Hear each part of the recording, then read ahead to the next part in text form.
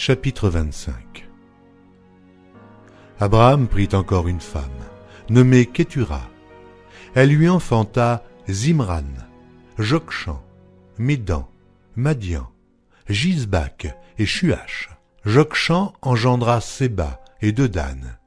Les fils de Dedan furent les Ashurim, les Létushim et les Léumim.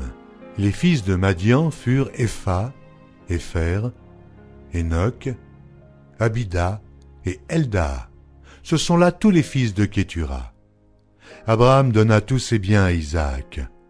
Il fit des dons aux fils de ses concubines et, tandis qu'il vivait encore, il les envoya loin de son fils Isaac, du côté de l'Orient, dans le pays d'Orient. Voici les jours des années de la vie d'Abraham. Il vécut 175 ans. Abraham expira et mourut après une heureuse vieillesse, âgé et rassasié de jours, et il fut recueilli auprès de son peuple. Isaac et Ismaël, ses fils, l'enterrèrent dans la caverne de Macpéla, dans le champ d'Éphron, fils de Tchoar, le Hétien, vis-à-vis de Mamré. C'est le champ qu'Abraham avait acquis des fils de Heth, et là furent enterrés Abraham et Sarah sa femme. Après la mort d'Abraham, Dieu bénit Isaac, son fils. Il habitait près du puits de Lachaïroï. Voici la postérité d'Ismaël, fils d'Abraham, qu'Agar l'Égyptienne, servante de Sarah, avait enfanté à Abraham. Voici les noms des fils d'Ismaël par leurs noms, selon leur génération. Nébajot, premier-né d'Ismaël, Kédar, Abdéel, Mipsam, Mishma, Duma, Massa, Hadad, Théma, Jétur, Naphish et Kedma. Ce sont là les fils d'Ismaël, ce sont là leurs noms, selon leur parc et leur enclos. Ils furent les 12 chefs de leur peuple. Voici les années de la vie d'Ismaël, 137 ans. Il expira et mourut, et il fut recueilli auprès de son peuple. Ses fils habitèrent depuis Havila jusqu'à Chour, qui est en face de l'Égypte, en allant vers la Syrie. Il s'établit en présence de tous ses frères. Voici la postérité d'Isaac, fils d'Abraham. Abraham engendra Isaac. Isaac était âgé de 40 ans, quand il prit pour femme Rebecca, fille de Bethuel, l'araméen, de Padam Aram, et sœur de Laban, l'araméen. Isaac implora l'Éternel pour sa femme, car elle était stérile. Et l'Éternel l'exauça. Rebecca, sa femme, devint enceinte. Les enfants se heurtaient dans son sein, et elle dit, « S'il en est ainsi, pourquoi suis-je enceinte ?» Elle alla consulter l'Éternel. Et l'Éternel lui dit, « 2 nations sont dans ton ventre, et 2 peuples se sépareront au sortir de tes entrailles. Un de ces peuples sera plus fort que l'autre, et le plus grand sera assujetti au plus petit. » Les jours où elle devait accoucher s'accomplirent, et voici, il y avait 2 jumeaux dans son ventre. Le premier sortit entièrement roux, comme un manteau de poil, et on lui donna le nom d'Ésaü. Ensuite sortit son frère, dont la main tenait le talon d'Ésaü, et on lui donna le nom de Jacob. Isaac était âgé de 60 ans lorsqu'ils naquirent. Ses enfants grandirent. Ésaü devint un habile chasseur, un homme des champs, mais Jacob fut un homme tranquille, qui restait sous les tentes. Isaac aimait Ésaü parce qu'il mangeait du gibier, et Rebecca aimait Jacob. Comme Jacob faisait cuire un potage, Ésaü revint des champs accablé de fatigue. Et Ésaü dit à Jacob, « Laisse-moi, je te prie, manger de ce roux-là, car je suis fatigué. » C'est pour cela qu'on a donné à Ésaü le nom d'Édom. Jacob dit, « Vends-moi aujourd'hui ton droit d'aînesse. » Ésaü répondit, « Voici, je m'en vais mourir. À quoi me sert ce droit d'aînesse ?» Et Jacob dit, « Jure-le-moi d'abord. » Il le lui jura, et il vendit son droit d'aînesse à Jacob. Alors Jacob donna à Ésaü du pain et du potage de lentilles. Il mangea et but, puis se leva et s'en alla. C'est ainsi qu'Ésaü méprisa le droit d'aînesse. Chapitre 26. Il y eut une famine dans le pays, outre la première famine qui eut lieu du temps d'Abraham. Et Isaac alla vers Abimélec, roi des Philistins, à Guérar. Et l'Éternel lui apparut et dit, « Ne descends pas en Égypte, demeure dans le pays que je te dirai. Séjourne dans ce pays-ci. Je serai avec toi et je te bénirai, car je donnerai toutes ces contrées à toi et à ta postérité. Et je tiendrai le serment que j'ai fait à Abraham ton père, je multiplierai ta postérité comme les étoiles du ciel.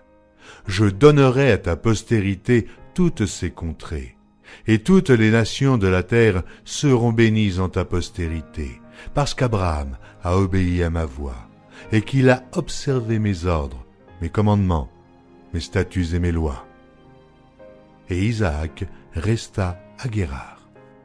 Lorsque les gens du lieu faisaient des questions sur sa femme, il disait « C'est ma sœur », car il craignait, en disant ma femme, que les gens du lieu ne le tuassent, parce que Rebecca était belle de figure. Comme son séjour se prolongeait, il arriva qu'Abimélec, roi des Philistins, regardant par la fenêtre, vit Isaac qui plaisantait avec Rebecca, sa femme. Abimélec fit appeler Isaac et dit « Certainement c'est ta femme. Comment as-tu pu dire c'est ma sœur » Isaac lui répondit « J'ai parlé ainsi de peur de mourir à cause d'elle. » Et Abimélec dit « Qu'est-ce que tu nous as fait ?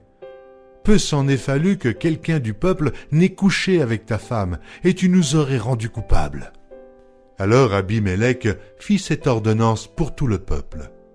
Celui qui touchera à cet homme ou à cette femme sera mis à mort. Isaac sema dans ce pays, et il recueillit cette année le centuple, car l'Éternel le bénit. Cet homme devint riche, et il alla s'enrichissant de plus en plus, jusqu'à ce qu'il devint fort riche. Il avait des troupeaux de menu bétail et des troupeaux de gros bétail, et un grand nombre de serviteurs. Aussi, les Philistins lui portèrent envie.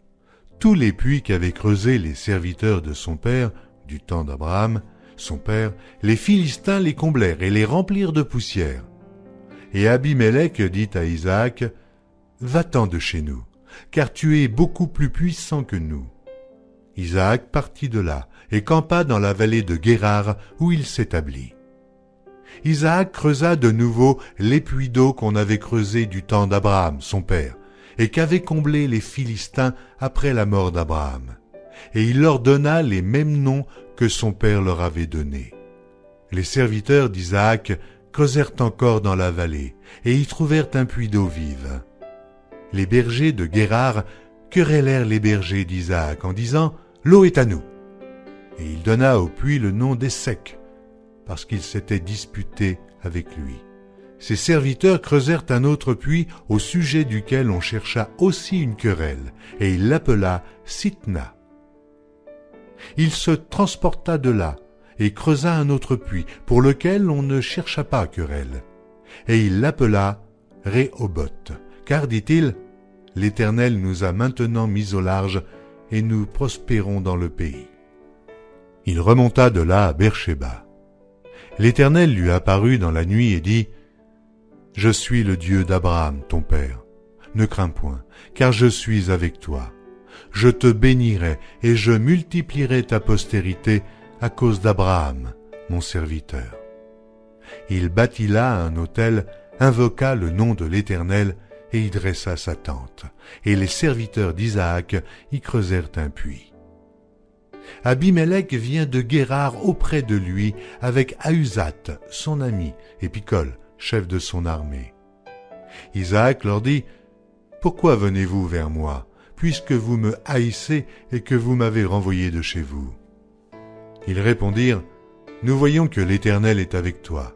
C'est pourquoi nous disons qu'il y ait un serment entre nous et toi, et que nous fassions alliance avec toi. Jure que tu ne nous feras aucun mal, de même que nous t'avons point maltraité, et que nous t'avons fait seulement du bien, et que nous t'avons laissé partir en paix, tu es maintenant béni de l'Éternel. » Isaac leur fit un festin, et ils mangèrent et burent.